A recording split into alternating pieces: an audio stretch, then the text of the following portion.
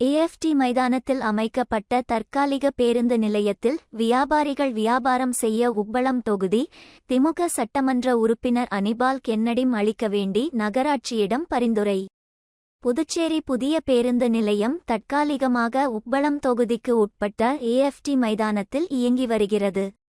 முன்பு இருந்த பேருந்து நிலையத்தில் வியாபாரம் செய்த ஏழை எளிய மக்கள் தற்பொழுது அங்கு பேருந்து நிலையம் இயங்காததால் வியாபாரம் இல்லாமல் கஷ்டப்பட்டு வருகின்றனர். தற்காலிகமாக இயங்கும் பேருந்து நிலையத்தில் வியாபாரம் செய்ய இடம் கொடுங்கள் என்று உப்பளம் தொகுதி திமுக சட்டமன்ற உறுப்பினர் அனிபால் கென்னடியிடம் கோரிக்கை வைத்தனர்.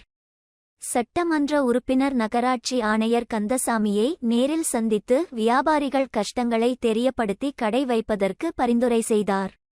2 நாட்களுக்கு பிறகு கடை வைப்பதற்கு இடம் அளிக்கப்படும் என்று ஆணையர் சட்டமன்ற உறுப்பினரிடம் உறுதியளித்தார்.